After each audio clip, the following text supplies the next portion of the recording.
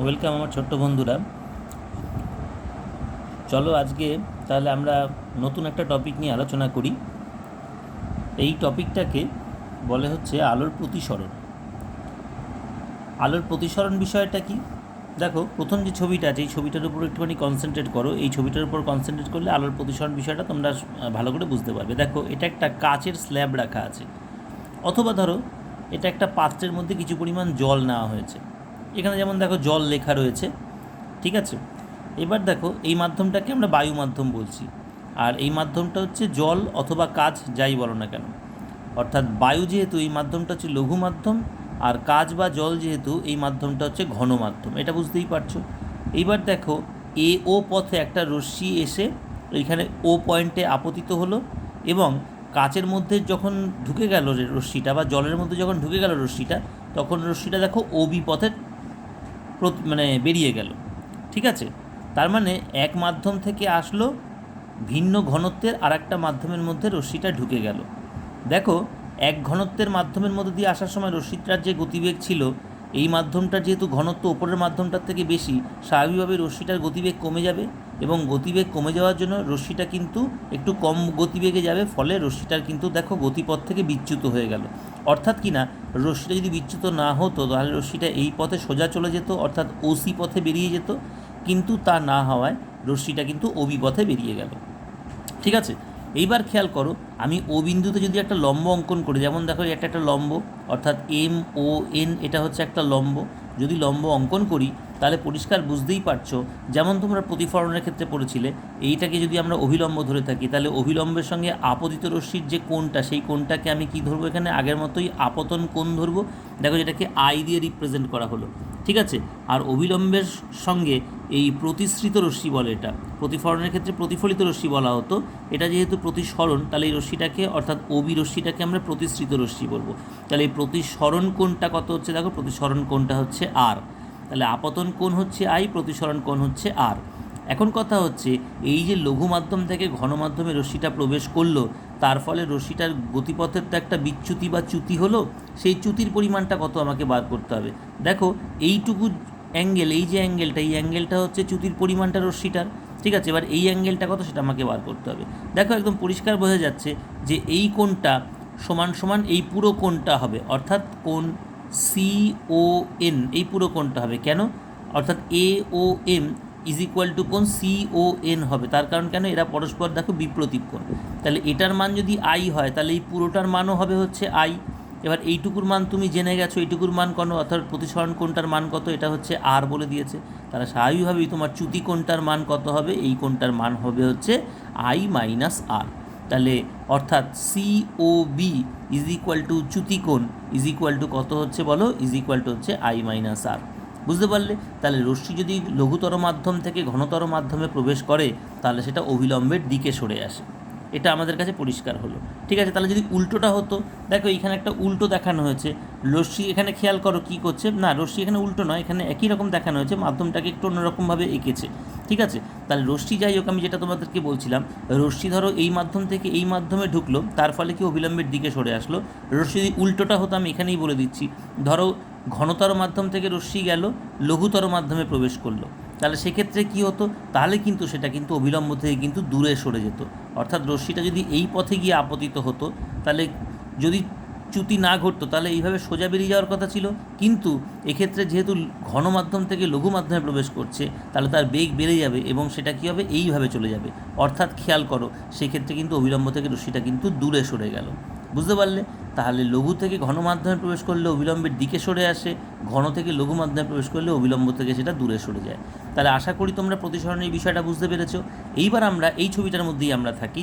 এবার তারপরে তোমাদেরকে আমি সূত্রটা পরে দেখিয়ে দিচ্ছি। এটার, এই যে প্রতিসরণের যে বিষয়বস্তুটা আমি বললাম, এখান থেকে প্রতিফলনের যেমন দুটো সূত্র ছিল প্রতিফলনের ক্ষেত্রে, একই রকমভাবে দেখো প্রতিসরণের ক্ষেত্রেও দুটো সূত্র আছে, সূত্র 1 এবং সূত্র 2। এবার সূত্র 1টা কী বলছে? সূত্র 1টা বলছে আপতিত রশ্মি অর্থাৎ AO, প্রতিসৃত রশ্মি অর্থাৎ OB, এবং আপতন বিন্দুতে দুই মাধ্যমের বিভেদতলের ওপর অঙ্কিত অভিলম্ব অর্থাৎ MON, ইহারা সকলে একই সমতলে অবস্থান করবে। ছবি যেমন আঁকা আছে দেখতে পাচ্ছ, সেই ছবি অনুসারে প্রত্যেকটাই দেখো বইয়ের এই পেজের প্লেনেই আছে। ঠিক আছে, অর্থাৎ AO, OB আর MON এটা প্রত্যেকেই কি বইয়ের পেজের প্লেনের মধ্যেই আমি এঁকেছি সবাইকে। বুঝতে পারলে কী বললাম? তাহলে এটা হয়ে গেল হচ্ছে ফার্স্ট সূত্রটা। আর 2 নম্বর সূত্র কি বলছে, একটি নির্দিষ্ট বর্ণের আলোকরশ্মির ক্ষেত্রে দুটি নির্দিষ্ট মাধ্যমের সাপেক্ষে, ঠিক আছে, আপতন কোণের সাইন এবং প্রতিসরণ কোণের সাইনের মান ধ্রুবক হবে। অর্থাৎ কি না, এটা যে কালারের রশ্মি সেটা যে কোনো একটা ফিক্সড কালারের রশ্মি নিতে হবে তোমাকে, এবং এই দুটো রশ্মিকে মাধ্যমকে তোমাকে ফিক্সড মাধ্যম ধরতে হবে। অর্থাৎ এটা বায়ু এটা কাঁচ, অথবা এটা বায়ু এটা জল, ঠিক আছে, এরকম ধরতে হবে।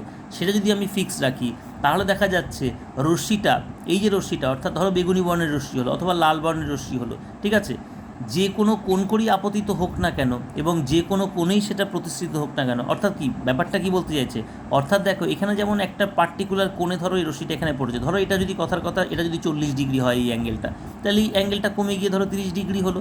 যদি এই রশ্মিটাকে আরও বেশি কোণ করে আমি এটাকে যদি এর মধ্যে আপতিত করতাম, অর্থাৎ যদি এটাকে 60 ডিগ্রি কোণ করে আমি আপতন করতাম এটার, তাহলে এই ক্ষেত্রেও কোণটার মানটা আর একটু বাড়তো, 60 ডিগ্রি থেকে একটু কম, ধরো 45 ডিগ্রি কোণে প্রতিষ্ঠিত হয়ে গেল। এবার কি আপতন কোণ চেঞ্জ করলে প্রতিসরণ কোণের মানটারও চেঞ্জ হবে। কিন্তু এই যদি আমার মাধ্যম দুটো যদি ফিক্স থাকে, অর্থাৎ বায়ু আর জলে যদি থাকে, আর রশ্মির বর্ণ যদি আমার ফিক্স থাকে, তাহলে আমি আপতন কোণ আর প্রতিসরণ কোণের মান চেঞ্জ করে যাই করি না কেন, তাহলে আপতন কোণের সাইন এবং প্রতিসরণ কোণের সাইন তার অনুপাতটা সবসময় কী হবে, ধ্রুবক হবে। বুঝতে পেরেছো বিষয়টা কী বলতে চাইছি? তাহলে এবার সাইন, ট্যান, কজ এগুলো তোমরা ত্রিকোণমিতিতে পড়িয়েছো, আশা করি সাইন বিষয়টা সম্বন্ধে তোমাদের প্রত্যেকের ধারণা আছে, ঠিক আছে। ওই জন্য সাইন বিষয়টা নিয়ে আমি আর ডিটেলস ব্যাখ্যায় গেলাম না। তাহলে মানে কী হলো বলো, এই ছবি অনুসারে sine i by sine r is equal to ধ্রুবক। এই ধ্রুবকটাকে এখানে বলা হয় হচ্ছে প্রতিসরাঙ্ক, সেটাকে প্রকাশ করা হয়েছে মিউ নামক একখানা গ্রিক লেটার দ্বারা। বুঝতে পারলে কী বললাম? তাহলে এবার দেখো এই মাধ্যমটাকে যদি আমি 1 নম্বর মাধ্যম বলি আর এই মাধ্যমটাকে যদি আমি 2 নম্বর মাধ্যম বলি, তাহলে এই অনুপাতটাকে অর্থাৎ মিউটার রেসপেক্টে আমি কি লিখতে পারি, 1 মিউ 2। 1 মিউ 2 লেখাটার অর্থ কী, অর্থাৎ 1 নম্বর মাধ্যম থেকে রশ্মিটা 2 নম্বর মাধ্যমে অনুপ্রবেশ ঘটলো, ওই জন্য 1 মিউ 2 লিখলাম। এবার কিভাবে সেটা লিখতে হয় সেইটা আমি দেখাচ্ছি তোমাদেরকে, সূত্রটায় চলে আসি, সূত্রটায় তোমাদেরকে বিষয়টা দেখাচ্ছি। দেখো এই পেজের মধ্যে সূত্রটা রয়েছে। 1 নম্বর সূত্র তো পরিষ্কার, এটা বলার কিছুই নেই, তোমাদের দেখতেই পাচ্ছ, আপতন বিন্দু দুই মাধ্যম বিভেদ তলের উপর অঙ্কিত অবিলম্ব একই সমতলে থাকে, হয়ে গেল। 2 নম্বর সূত্রটা দেখো তোমাদেরকে আমি বলে দিয়েছি। এবার 2 নম্বর সূত্রটাকে রিপ্রেজেন্ট করছি কীভাবে, দেখো সাইন আই, ঠিক আছে, আমি একটু বড় করে দেখাই, দেখো sine i by sine r is equal to 1 mu 2। বুঝতে পারলে? তাহলে এখানে লঘু মাধ্যমটাকে আমি ধরেছি হচ্ছে 1, আর ঘন মাধ্যম যেটা সেটাকে আমি ধরেছি হচ্ছে 2। বুঝতে পারলে কী বললাম? তাহলে এই যে মিউ যেটা আছে সেটাকে আমি বলি হচ্ছে, দেখো লিখে দেওয়া আছে 1 নম্বর মাধ্যম সাপেক্ষে 2 নং মাধ্যমের প্রতিসরাঙ্ক বা আপেক্ষিক প্রতিসরাঙ্ক। আশা করি এই যে সূত্রটা, এই সূত্রটাকে স্নেলের সূত্র বলা হয়, 2 নম্বর সূত্রটাকে। আশা করি প্রতিসরণ বিষয়টা তোমরা প্রত্যেকেই ক্লিয়ারলি বুঝতে পেরেছো, ঠিক আছে। এইবার প্রতিসরণ রিলেটেড একটা দেখো, পরম প্রতিসরাঙ্ক কাকে বলে সেটা একটুখানি তোমাকে দেখতে হবে, আর লম্ব আপতনের ক্ষেত্রে প্রতিসরণ কী হয় সেটা তোমাকে দেখতে হবে। কি বলছে দেখি, দেখো কোনো মাধ্যমের পরম প্রতিসরাঙ্ক বলতে শূন্য বা বায়ু মাধ্যমের সাপেক্ষে ওই মাধ্যমের প্রতিসরাঙ্ক বোঝায়। যেমন বায়ু সাপেক্ষে জলের প্রতিসরাঙ্ক 1.33, বায়ু সাপেক্ষে কাচের প্রতিসরাঙ্ক 1.5। তার মানে কি, একটা রশ্মি যদি বায়ু থেকে কাচে প্রবেশ করে তাহলে প্রতিসরাঙ্কর মানটা কত হচ্ছে 1.33, অর্থাৎ কিনা ওই সাইন আই বাই সাইন আর করলে পরে সেটার মান হবে হচ্ছে 1.33। ঠিক আছে, দেখো যেহেতু মাধ্যমটা তোমার বায়ু আর জল ফিক্সড আছে, এবার রশ্মির কালার যদি তুমি ফিক্সড রাখো তাহলে সব ক্ষেত্রে রশ্মিটা যে কোনোই আপতিত হোক না কেন, যে কোনোই প্রতিষ্ঠিত হোক না কেন, তাদের অনুপাত অর্থাৎ সাইনের অনুপাত সবসময় 1.33 হবে এই দুটো মাধ্যমের ক্ষেত্রে। আবার একই রকমভাবে বায়ু সাপেক্ষে কাচের প্রতিসরাঙ্ক 1.5, তাহলে তুমি মাধ্যম দুটো যদি বায়ু আর কাচ রাখো এবং রশ্মির কালার তুমি ধরো বেগুনি রাখলে অথবা লাল রাখলে, তাহলে তুমি আপতন কোণ তুমি যাই পরিবর্তন করে করো না কেন, প্রতিসরণ কোণেরও পরিবর্তন হবে, কিন্তু তাদের সাইনের অনুপাত সবসময় কত হবে, 1.5ই হবে। আশা করি বিষয়টা তোমাদের কাছে পুরোপুরি পরিষ্কার। আর লম্ব আপতনের ক্ষেত্রে কি হয় দেখো, বলছে আলোকরশ্মি 2 মাধ্যমের বিভেদ তলে লম্বভাবে আপতিত হলে sine i by sine r is equal to 1 mu 2। এই সূত্রটা তো প্রযোজ্য হচ্ছে না সেই ক্ষেত্রে বলছে, বুঝতে পারলে।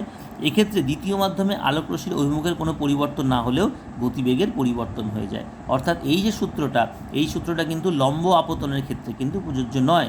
তার মানে যেহেতু লম্ব আপতনের ক্ষেত্রে আপতন কোণটার কোনো মানই হচ্ছে না, বুঝতে পারলে কী বললাম, 0 ডিগ্রি হয়ে যাচ্ছে, সেই জন্য কিন্তু এই ক্ষেত্রে কিন্তু সেই সূত্রটা কিন্তু প্রযোজ্য হচ্ছে না। অর্থাৎ স্নেলের সূত্রটা প্রযোজ্য সেক্ষেত্রেই হবে যখন রশ্মিটা কোনো একটা অ্যাঙ্গেল করে কাচের স্ল্যাব হোক অথবা ধরো কাচ বায়ু আর জলের বিভেদ তল হোক সেইখানে যখন এসে আপতিত হচ্ছে, অর্থাৎ কিনা রশ্মিটা কোনো একটা সার্টেন অ্যাঙ্গেলে বায়ু আর কাচ অথবা বায়ু আর জলের বিভেদ তলে আপতিত যদি হয় তখনই শুধুমাত্র স্নেলের সূত্রটা প্রযোজ্য হবে। আশা করি বিষয়টা পরিষ্কার। এইবার তোমাদের দুটো জিনিস চিনিয়ে দিই। দেখো, কাচের স্ল্যাব আর একটা প্রিজমের গঠনের মধ্যে পার্থক্য কী। এই প্রিজম যেটা আমি বললাম, দেখো এই প্রিজমটা তোমাদের লাগবে, এরপরেই আমরা দেখবে একটা খুব গুরুত্বপূর্ণ জিনিস আলোচনা করব, সেটাকে বলা হচ্ছে লেন্স। এবার লেন্সের গঠনে কিন্তু প্রিজমের গঠনটা আমাদের ভীষণ রকম প্রয়োজন হবে। তাহলে দেখো পাশাপাশি দুটো ছবি তুমি দেখতে পাচ্ছ, এই ধরনের জিনিস তোমরা দেখেইছো। তোমরা এটাকে ধরো অনেক সময় দেখবে অনেক টেবিলে, ধরো তোমাদের স্কুলের হেড স্যারের টেবিলে হোক বা কোনো তোমাদের বাড়িতে বিভিন্ন খাতাপত্র, তোমার বাবা যেখানে কাজ করেন হয়তো সেখানে ধরো বইপত্র খাতাপত্রের কাজ আছে, দেখবে পেপার ওয়েট হিসাবে এরকম দেখবে কাঁচের জিনিস অনেক সময় ব্যবহার করা হয়। ঠিক আছে, তাহলে এর দেখতে পাচ্ছ কতগুলো তল আছে, এর 6খানা তল আছে, তুমি দেখতেই পাচ্ছ, ওপরে নিচে দুটো তল, এপাশ এপাশ 4টে তল, এপাশ এপাশ 6টা তল। ঠিক আছে, তাহলে এই ধরনের যে কাচের স্ল্যাবগুলো হয় এগুলোকে আমরা কাচের স্ল্যাব বলি। তার দেখতে পাচ্ছ কতগুলো তল আছে, 6টা তল আছে। আর এই ধরনের কাচের কিছু জিনিস পাওয়া যায়, দেখো কীরকম। তাকে তুমি এই দিক থেকে যদি দেখো, এদিক থেকে দেখলে দেখো ত্রিভুজাকৃতি দেখতে হয়, কিন্তু অ্যাকচুয়ালি এটা কটা তল আছে বুঝতে পারছো। দেখো এদিকে একটা তল, এর রেসপেক্টে বিপরীত দিকে আর একটা তল আছে, তাহলে দুটো তল হলো। একটা নিচে তল আছে যেটাকে আমরা ভূমি বলছি, আর এপাশে একটা তল আছে, ওপাশে একটা তল আছে। তাহলে মোট কটা তল দ্বারা সীমাবদ্ধ ক্ষেত্রটা হলো বলো? মোট 5খানা তল দ্বারা সীমাবদ্ধ হলো ক্ষেত্রটা। তাহলে এই ধরনের যে ঘনবস্তু এগুলোকে আমি বলবো হচ্ছে প্রিজম। বুঝতে পারলে? তাহলে প্রিজমের নিচটাকে বলে হচ্ছে ভূমি। ঠিক আছে, আর বাকি তলগুলো যেরকম আছে সেরকম তুমি পরিষ্কার দেখতে পেলে। বুঝতে পারলে কী বললাম? তাহলে প্রিজম আর কাচের স্ল্যাব কীভাবে আইডেন্টিফাই করতে হয় বা চিনতে হয় তোমাদেরকে আমি চিনতে শেখালাম। নেক্সট আমি চলে আসছি পরেরটাতে। ঠিক আছে, দেখো এখানে একটা প্রিজমকে আর একটু সুন্দরভাবে দেখিয়েছে। দেখো প্রিজমের কোন কোন তলগুলোকে কী কী বলছে চিনিয়ে দিচ্ছে। দেখো প্রিজমের নিচটাকে বলছে হচ্ছে ভূমি, এই পাশের যে দুটো তল আছে, ঠিক আছে, অর্থাৎ তাঁবুর মতো দেখতে, এগুলোকে বলা হচ্ছে প্রতিসারক তল। ঠিক আছে, আর এই যে ওপরে যে রেখাটা আছে অর্থাৎ ডিজি, এটাকে বলে হচ্ছে প্রান্তরেখা। বুঝতে পারলে কী বললাম? তাহলে প্রিজমটা সম্বন্ধে আশা করি তোমাদের ধারণা প্রত্যেকের পরিষ্কার হলো। ঠিক আছে, এইবার দেখো একটা প্রমাণ আছে, এই প্রমাণটা একদম সহজ প্রমাণ। দেখো আলোকরশ্মি একটা কাচের স্ল্যাবের একটা প্রান্তের উপর পড়লো, অর্থাৎ একটা পৃষ্ঠে পড়লো, কাচের মধ্যে দিয়ে গেল, কাচের অপর পৃষ্ঠ থেকে নির্গত হয়ে গেল। এইখানে একটা জিনিস প্রমাণ করতে হয় যে আলোকরশ্মিটা, এই যে আপতিত আলোকরশ্মি এবং আলটিমেট যখন দেখো আবার কাছ থেকে বায়ুতে বেরিয়ে যাচ্ছে রশ্মিটা, দুটো রশ্মি পরস্পরের সঙ্গে সমান্তরাল, এই প্রমাণটা করতে হবে। একদম ইজি, দেখো স্নেলের সূত্র দিয়ে আমি প্রমাণটা করে দিচ্ছি। তাহলে এটাকে যদি আমি 1 নম্বর মাধ্যম ধরি, এটাকে 2 নম্বর মাধ্যম ধরবো, এখানে আবার বায়ু মানে এটাকে আমি 1 নম্বর মাধ্যম ধরতে পারি। তাহলে এখানে তোমাদের আর বলার অপেক্ষা রাখবে না, এটা হচ্ছে আপতন কোণ। এখানে যেহেতু দুবার আপতন কোণ আছে ওই জন্য এখানে দেখো খেয়াল করো এটাকে I1 দিয়ে রিপ্রেজেন্ট করা হলো, আগেরটা যেমন I ছিল। তাহলে এটা হয়ে গেল হচ্ছে I1। তাহলে এই যে পয়েন্টটা, ঠিক আছে, অর্থাৎ যখন বাতাস থেকে কাজে প্রবেশ করলো, এটা হয়ে গেল হচ্ছে R1। এবার যে কোণে গেল দেখো এই কোণটা, দেখো এই কোণটার সঙ্গে মান সমান হবে, কারণ দেখো ইহারা পরস্পর একান্তর কোণ, এই রেখাটা আর এই রেখাটা সমান্তরাল, এইটা হচ্ছে তাদের ছেদক, তার মানে এই কোণটার এই কোণটা পরস্পরের একান্তর কোণ। ঠিক আছে, তাহলে R1-এর যা মান হলো R2-র মান তাই হলো, অর্থাৎ এই কোণে এসে এই যে প্রান্তটা আছে এই প্রান্তটার উপর এসে তাহলে রশ্মিটা পড়লো, এবং যখন এখান থেকে দেখো আবার যখন বায়ুতে বেরিয়ে যাচ্ছে দেখো রশ্মিটা আবার বেশি কোণ করে বেরিয়ে চলে গেল, অর্থাৎ ঘন থেকে লঘুতে প্রবেশ করলো, অবিলম্ব থেকে দেখো দূরে সরে গেল রশ্মিটা। আমাকে প্রমাণ করতে হবে I1 = I2, অর্থাৎ I1 = I2 প্রমাণ হলেই এই দুটো রশ্মি অর্থাৎ AB এবং CD পরস্পর সমান্তরাল, আমি সেটা প্রমাণ করতে পারবো। তাহলে দেখো প্রমাণটা আমি চলে আসি। তাহলে এখানে যখন আলোর প্রতিসরণটা হচ্ছে তখন আমি কি লিখতে পারি, সেটা 1 থেকে 2-এ প্রবেশ করেছে, এখানে এটা আপতন কোণ, এটা হচ্ছে প্রতিসরণ কোণ। তাহলে এখন এই পেজে চলে আসি, এই পেজে দেখলেই তোমরা জিনিসটা বুঝতে পারবে। দেখো কী করা হচ্ছে, 1μ2, ঠিক আছে, 1μ2 যখন করছে তখন কি করছে দেখো sin I1 / sin R1 করছে। একদম তোমার কাছে ক্লিয়ার বিষয়টা, ঠিক আছে, দেখতে পেলে এখানে। তাহলে এবার দেখো যখন সেকেন্ড ফেজে মানে এই জায়গাটায় যখন গিয়ে প্রতিসরণটা হচ্ছে তখন 2 নম্বর থেকে আবার 1 নম্বরে ঢুকছে।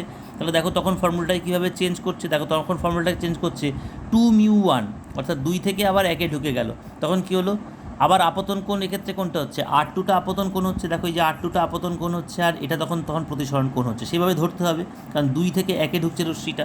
তাহলে দেখো কী করছে, 2μ1 = কত করছে, sin R2 / sin I2 করে দিল। ঠিক আছে, এবার এটাকে 1 নম্বর, এটাকে 2 নম্বর সমীকরণ ধরলে 1 আর 2 যদি তুমি গুণ করো তাহলে কি আসে, sin I1 / sin R1 into sin R2 / sin I2 কত হচ্ছে, 1μ2 × 2μ1। আশা করি বুঝতে পারলে বিষয়টা।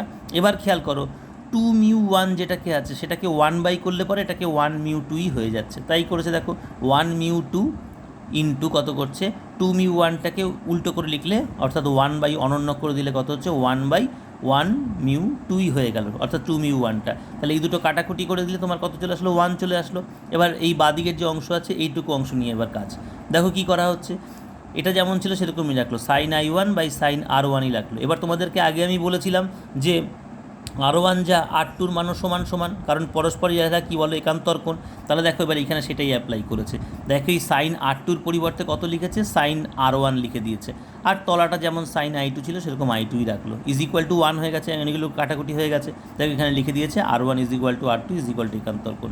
তাহলে এই যদি আমি করি তাহলে দেখো সাইন r1 sin r1 কাটাকুটি হয়ে গেল, তাহলে পড়ে থাকলো সাইন i1/sin i2 = কত 1, অর্থাৎ কিনা সাইন i1 = sin i2, অর্থাৎ কিনা এখান থেকে আমি আলটিমেট কি কনক্লুশন নিয়ে আসলাম i1 = i2। তাহলে দেখো এবার এই ছবিটায় চলে আসি আবার, তাহলে i1 আর i2 এই দুটো কোণ যদি পরস্পর সমান হয় তাহলে আমি পরিষ্কার কনক্লুড করতেই পারি, কি কনক্লুড করতে পারি, এই রশ্মিটা অর্থাৎ এবি রশ্মিটা আর এই রশ্মিটা অর্থাৎ সিডি রশ্মিটা ইহারা পরস্পরের সাপেক্ষে সমান্তরাল। বুঝতে পারলে কি বললাম? তাহলে এই হচ্ছে আমার বিষয়বস্তুটা, বুঝতে পেরেছো? তাহলে কাচের স্ল্যাব এবং প্রিজমের মধ্যে রশ্মির প্রতিসরণের জন্য এই ক্ষেত্রে দেখা গেল এই রশ্মিটা কী হচ্ছে, যে কোণে এসে পড়লো সেই কোণে এসেই বেরিয়ে গেল। বুঝতে পেরেছো? তাহলে আশা করি তাহলে এই যে বিষয়টা হলো এই বিষয়বস্তুটা এবং এই যে প্রমাণটা তোমাদের সকলের কাছে পরিষ্কার। ঠিক আছে? তাহলে দেখা গেল কাচের স্ল্যাব থেকে নির্গত আলোক রশ্মি আপতিত রশ্মির সমান্তরালভাবেই নির্গত হয়ে যাচ্ছে। ঠিক আছে?